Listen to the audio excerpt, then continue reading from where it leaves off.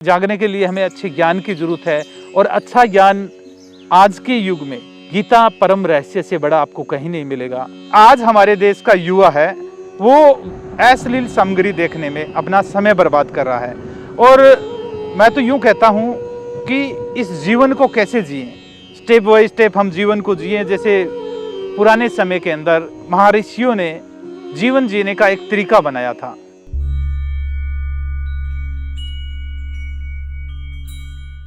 आज हमारे देश का जो युवा है वो कहीं ना कहीं गुमराह हो रहा है।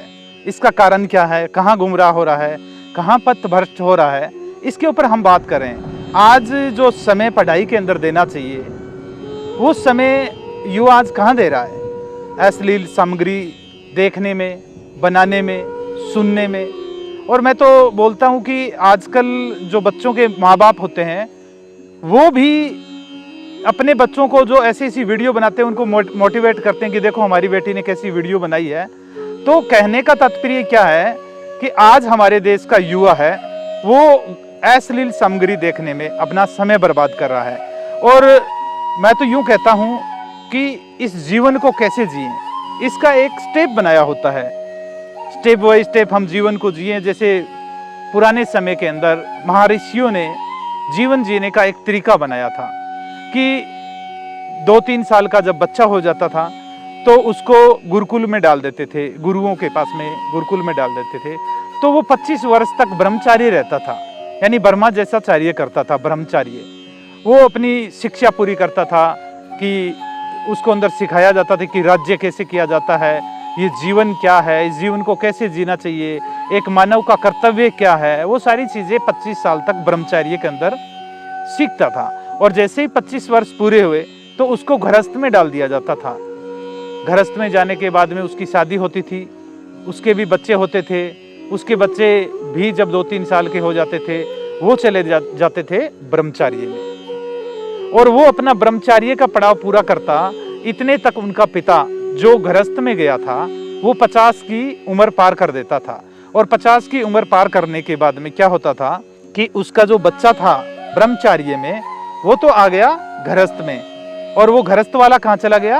वनप्रस्थ। यानी अब वो क्या करेगा, वो इस ब्रह्मांड को घूम घूम के, इस पृथ्वी को घूम घूम के देखेगा कि यहाँ की नदियाँ, झरने और यहाँ के फूल, बगीचे, पेड़ पौधे, पूरी पृथ्वी के ऊपर भ्रमण करेगा, सत्य की खोज करेगा। वो 25 वाला जैसे ही 50 में प्रवेश करेगा तो वो जो 50 से 75 के बीच में चल रहा था उसका पिताजी वनप्रस्थ में, वनप्रस्थ वाला चला जाएगा संन्यास।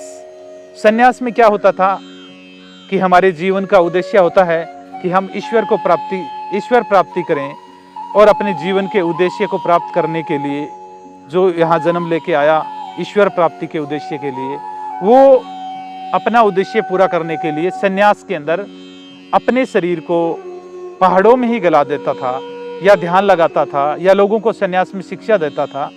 ऐसे स्टेप बाय स्टेप 25 तक ब्रह्मचार्य, 25 से 50 तक गृहस्थ और 50 से 75 तक वनप्रस्थ और 75 के बाद में जब तक जिए संन्यास।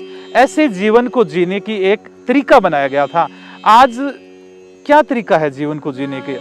आज युवा ना तो बचपने का पता चलता है, ना जवानी का, ना बुढ़ापे का। सब पथ भ्रष्ट हो गए हैं, गुमराह हो गए हैं। तो इसके लिए हमें जागना पड़ेगा। जागने के लिए हमें अच्छे ज्ञान की जरूरत है और अच्छा ज्ञान आज के युग में गीता परम रहस्य से बड़ा आपको कहीं नहीं मिलेगा। तो मैं तो आपको यही कहूँगा कि आप गीता की शरण में चले जाएं। जय श्री कृष्णा।